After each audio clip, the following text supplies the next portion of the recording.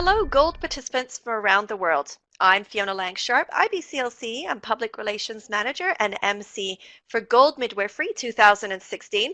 Welcome, everybody. I have the great fortune of sitting down with Miranda Buck this my afternoon. It's actually her morning, and we're chatting about her presentation coming up at Gold Midwifery. So excited to have you, Miranda. Thanks for being here with us today.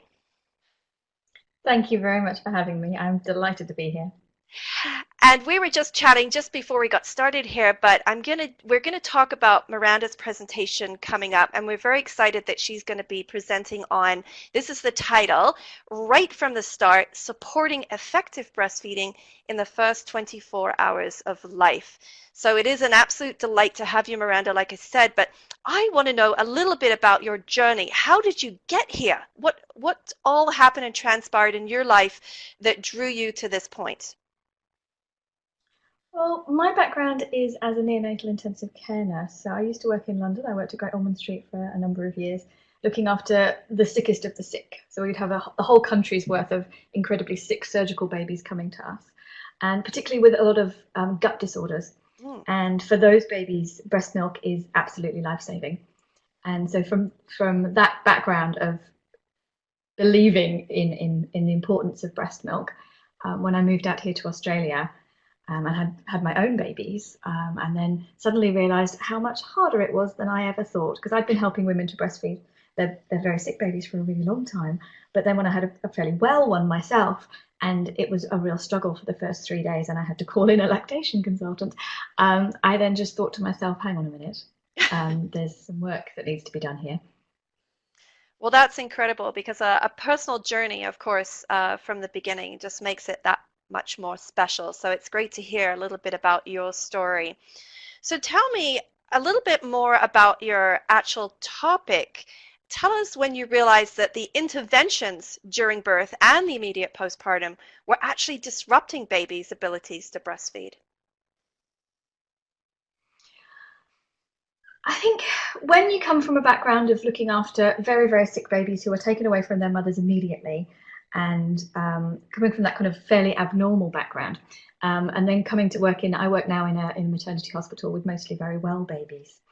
And I think we try really hard with babies in the neonatal intensive care unit to normalise things as much as possible. And we understand the importance of skin to skin because we can see it really clearly for our babies, that being in a box is really not helpful for them or for their mums.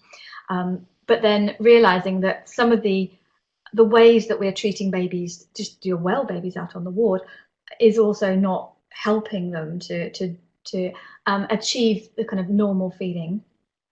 And I think it comes slowly over time, kind of experientially with my own baby. I had an emergency cesarean, and I had a non-latcher for the first 3 days who just screamed at me.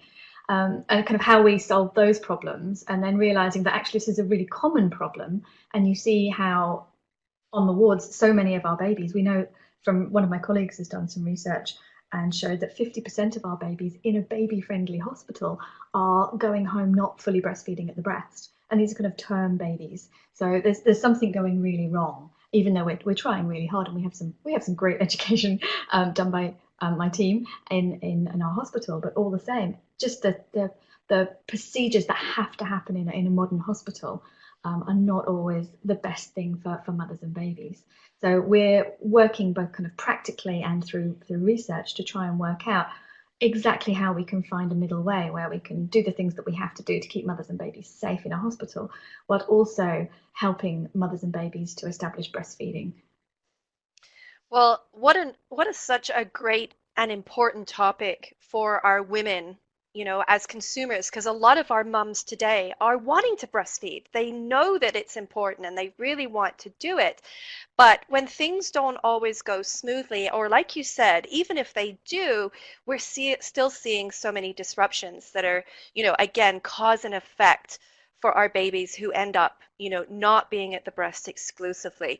So what an important topic to be sharing, and I'm so glad that you're going to be able to do that. So without giving too much away, what are you excited, or what do you want our audience to take away, or what are you hoping for that they will learn from you? I think the most important thing is that how we interact with mothers and babies right from the start impacts in the long term. How you present that baby to the mother, how you touch the baby, how the words you use, the things that you teach that mother about her baby. They remember it, and that will carry on, and it will influence them, because breastfeeding is going to succeed or fail in the first 2 weeks on the whole. Mhm. And that's the kind of window of opportunity they've got. In a lot of places, the babies are going to go home. Here, we're sending a lot of our babies home after about 24 hours, because if they're well, then there's no reason for them to be in a hospital. But and support in the community is going to be, patchy. So I think what we do right from the very beginning, those first few hours, is really vitally important. And that there are things that we can positively do, and the things that we can be mindful of, that can really help to establish things.